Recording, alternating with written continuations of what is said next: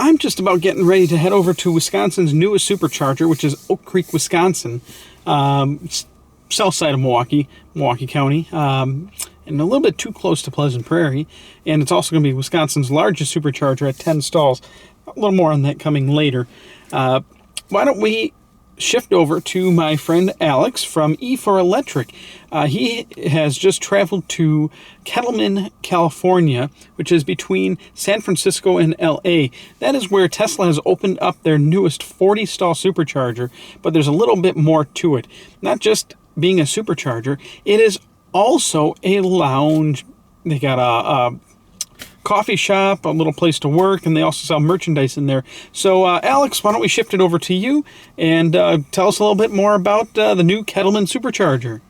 Hey K-Man, this is Alex Guberman. Thanks for having me on your channel. For those of you who are not familiar with me, I also have a YouTube related to Tesla and electric cars in general. It's called E4Electric. You can find a link to that channel down there. But today I'm here in Kettleman City, California. If you don't know where it is, that's perfectly fine. I didn't either until a few days ago when they opened up the largest supercharger in America with 40 stalls. And so it's halfway from Los Angeles to San Francisco. I drove from San Jose. It only took about 2.5 hours, but this is a treat. There's just rows and rows and rows of superchargers. And the best thing is there are solar panels all over the place above the superchargers, feeding the energy to the cars being charged. It's Saturday today, so normally it would be pretty crowded, but there's just so many of them, there's just not enough Teslas to fill all the spots. So it's really cool. It's just a kind of a separate location. It's not a part of another property or part of another parking lot. But best of all, there's an owner's lounge here. That's right, you can actually come in, there's a lounge, and you need a code in your car. When you get in, before you're getting out to charge your car, there's a code that you can punch in so you can actually get in there, because it's exclusively for Tesla owners. And it's a pretty nice and spacious place. Actually, there's kind of two areas there. There's also a kind of a coffee shop there where you can get some coffee and some snacks. You can buy some Tesla merchandise. It's really nice and quiet. You can snack, you can catch up on your emails. There's even a place for kids to hang out and play. There's also another section where it's kind of just for individual people, just kind of sit in there, kind of a half cubicles. Bathrooms are really clean. I mean, it's just a really nice and clean place. I'm really excited. As you know, many other supercharger locations are somewhere that are part of the shopping malls, or they just have like 1 or 2 restaurants. Now, in this area, there are plenty of restaurants around as well, and a lot of gas stations, ironically so. But this is just kind of an exclusive property for Tesla owners. So that's pretty exciting. I walked around here. I mean, I spent some time catching up on my email because I barely made it here with just 2 miles left. The other supercharger was probably about 30 miles north from here, and it was, you know, we didn't really need to charge, so that was pretty cool. On the way here, we saw a Model 3 charging in the Gilroy Supercharger, which was also a treat.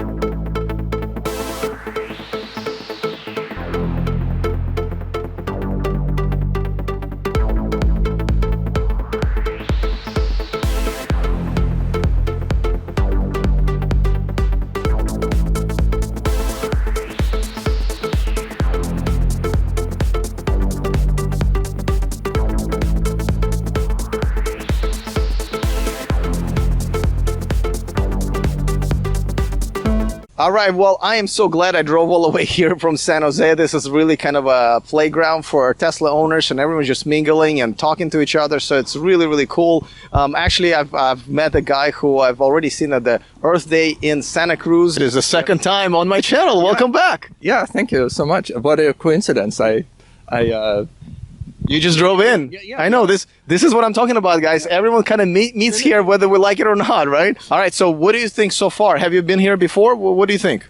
No, I have not. And it's a really nice charging station here. A lot of open spaces, and I think Elon puts really his actions to where his mouth is, I guess you say that way. Yeah, and you know, and 2 days ago at the semi-truck event, they announced there's going to be a mega charger. So I wonder if this is a mega charger ready location. It could be. I mean, from a location perspective, it's Highway 5 is right next to it.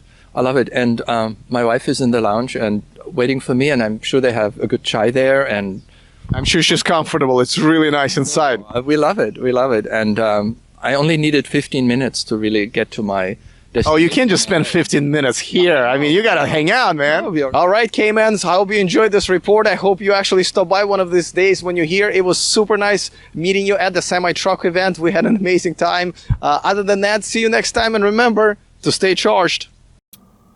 Thanks, Alex. That was rather awesome, and I can't wait to stop by the Kettleman Supercharger and take a peek. Unfortunately, I did not have time during the last trip to LA for the Tesla Semi event, but you know me, I always got a road trip of some sort coming up, and that would be definitely high on my list of priorities to stop at.